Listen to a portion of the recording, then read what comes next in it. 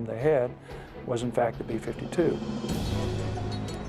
In March 1965, in the escalating conflict in Vietnam, President Johnson gives the go-ahead for Operation Rolling Thunder, the bombing of North Vietnam.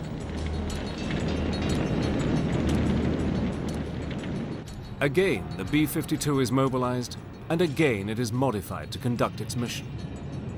We modified the B-52D models with what we call the big belly modification to the point where between external and internal carriage, they could carry 108 750-pound bombs.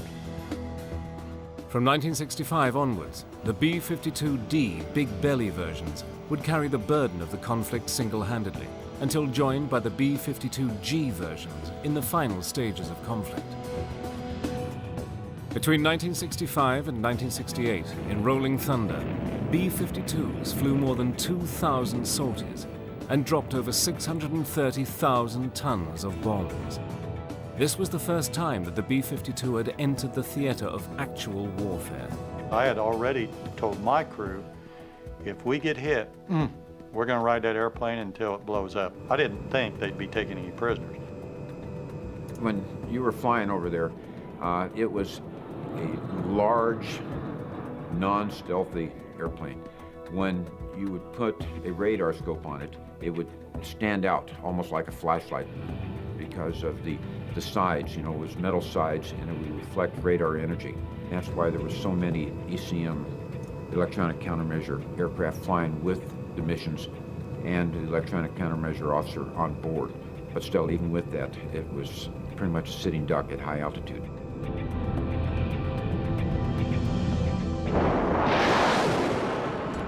Apart from SAMs, surface-to-air missiles, the B-52s had to face the Russian-built MiG-21 fighters.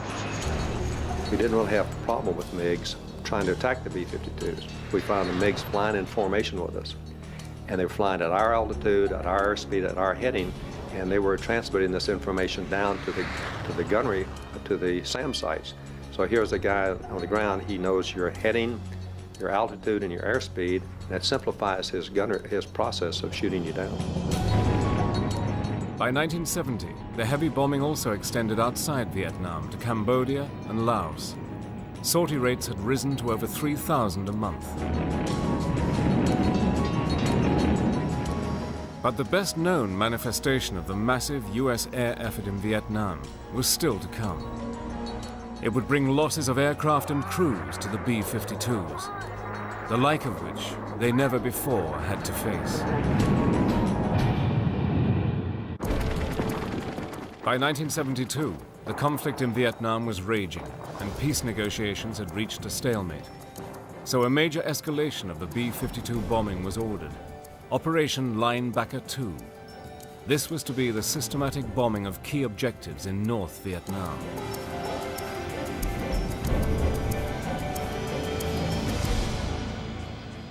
So December 15th, we got the alerting order, Linebacker 2, and for security, nobody was allowed to go off base or make off-base phone calls. And so we were told to prepare for a 3-day maximum effort mission with the possibility of extended indefinitely. And at that time, we were told the targets would be Hanoi. Normally, when you briefed, you had a cell, 3 B-52s, 18 people, and usually they were talking to each other and the briefer's trying to brief, and nobody pays any attention to him because it's the same briefing every day.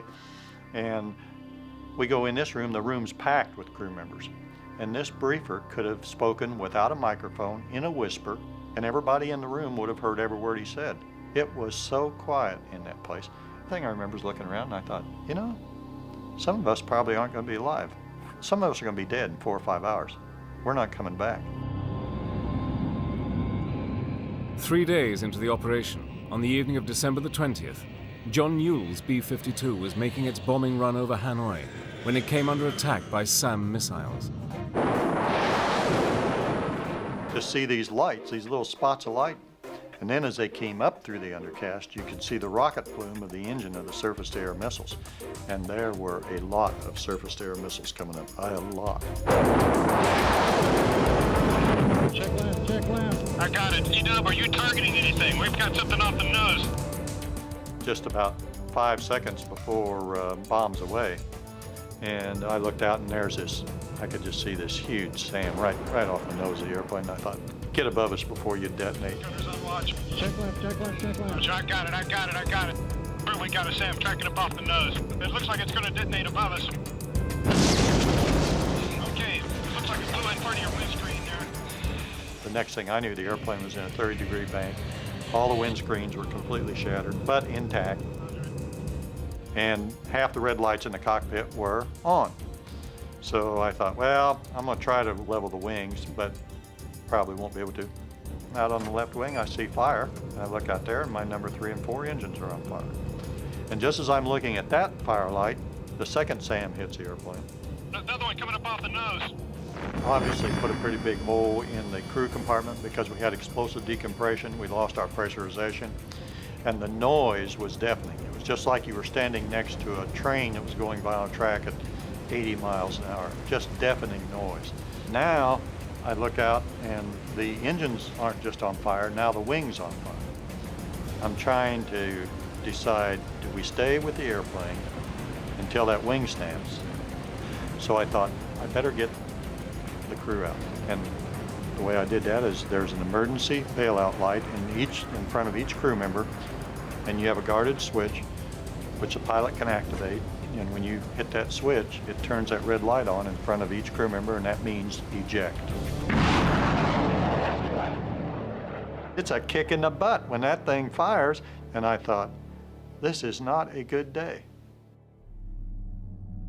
John Yule was captured by the North Vietnamese and taken to the infamous Hanoi prison camp, nicknamed the Hanoi Hilton.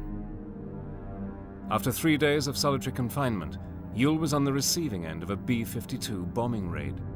And I can remember being huddled back in the corner of that cell with my fingers in my ears as deep as I could get them, and I just knew my eardrums were going to rupture.